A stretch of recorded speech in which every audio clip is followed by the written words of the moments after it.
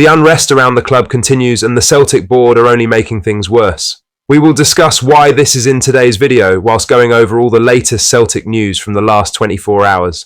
But first, make sure you like this video and subscribe to the channel for more Celtic content.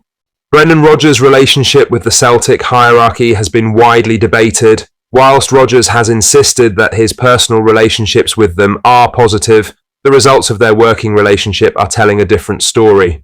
In a summer transfer window which saw Nicholas Kuhn depart for Como early on, the Celts' attempts to find attacking reinforcements dragged on and on.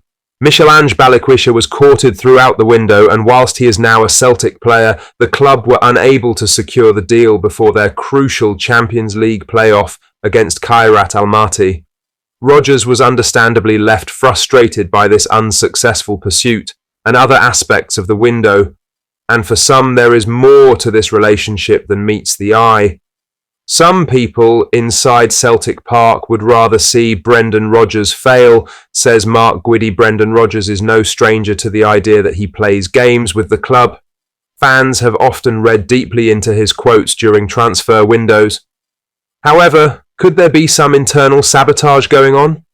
Ridiculous as it may seem, it was a point of discussion on the Go Radio football show, with Mark Gwyddy considering the idea. He said, "There's a train of thought among Celtic supporters that inside Celtic Park, people are trying to see the manager not do well by not giving him the tools that he needs to do the job. I don't know why they would, but there's been a line out there that some people inside Celtic Park would rather see Brendan Rodgers fail than the team succeed.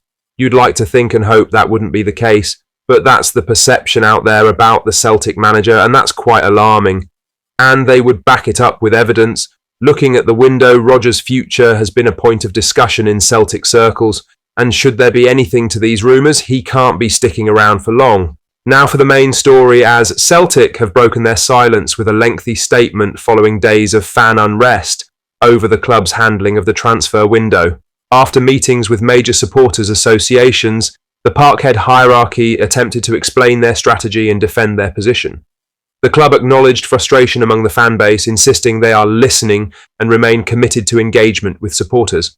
They stressed that success on the pitch underpins their strategy, but doubled down on their long-term, self-sustaining model. The statement outlined several key points.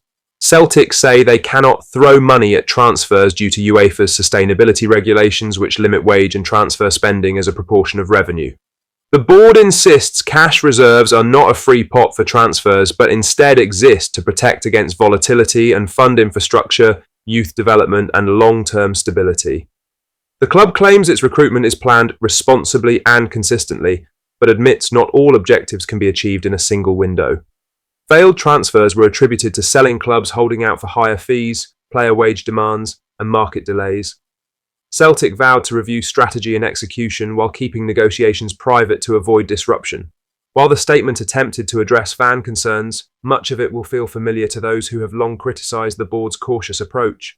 References to UEFA rules, sustainability, and volatility read more like a defence brief than a rallying call. Celtic stressed that their goal remains Champions League level success, yet they enter the season without having landed the striker reinforcements or early window upgrades fans demanded. It is telling that the club's attempt at clarity still leaves room for cynicism. The language is polished, the structure corporate, but it fails to confront the main issue: repeated failure to back managers with timely, decisive signings. Supporters wanted conviction. Instead, they got another carefully packaged explanation of why expectations cannot be met. This Celtic board are out of touch.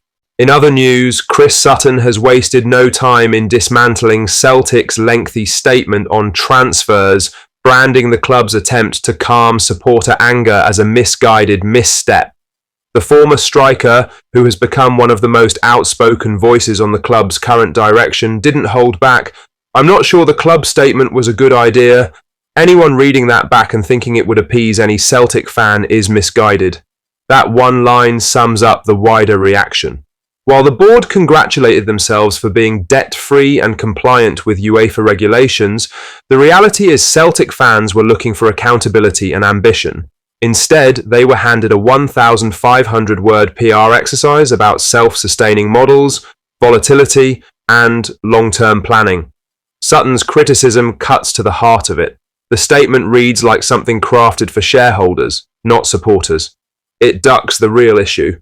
Repeated failures to strengthen early, leaving Brendan Rodgers short-handed in Europe and now facing a long season with glaring squad gaps. The club may believe phrases like careful management and financial integrity are enough to carry the support, but Sutton is right. No fan left that statement feeling reassured. They wanted boldness, not balance sheets.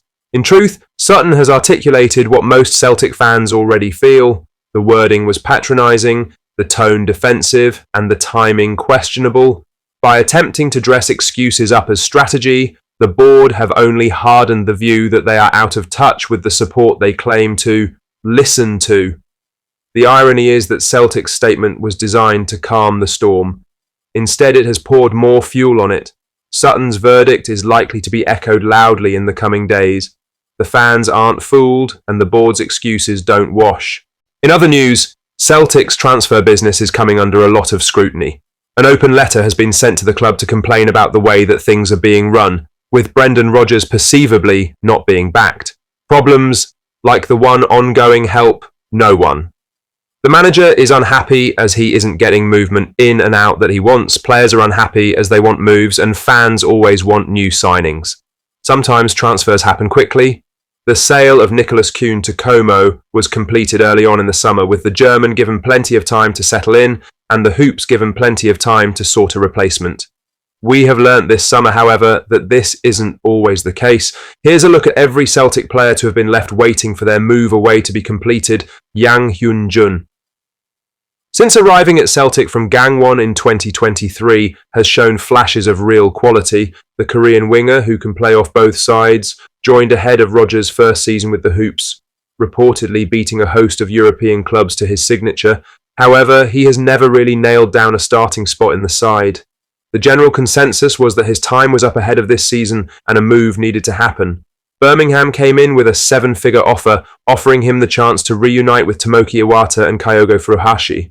However, according to Sky Sports, Celtic pulled the plug on the deal due to a lack of attacking reinforcements.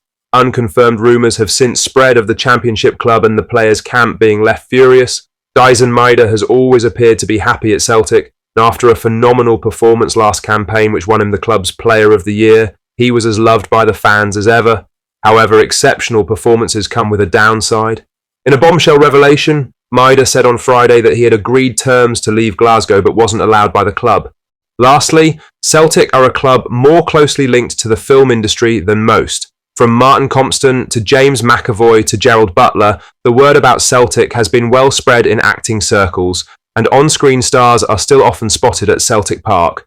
Celtic's annual Christmas advert, which has featured the likes of Brendan Rodgers and Callum McGregor, shows that football and acting don't always intersect too well. The beautiful game is often portrayed in films and TV, but it is rarely done well. However, a handy way to ensure it would be getting a manager with over 1,000 matches under his belt to portray a character in the dugout. And in a film coming next summer, that is exactly what is going to happen. What do you think of what we discussed in today's video? Let us know down in the comment section below. Make sure you've liked this video and subscribe to the channel for more Celtic content. Thank you, take care, goodbye.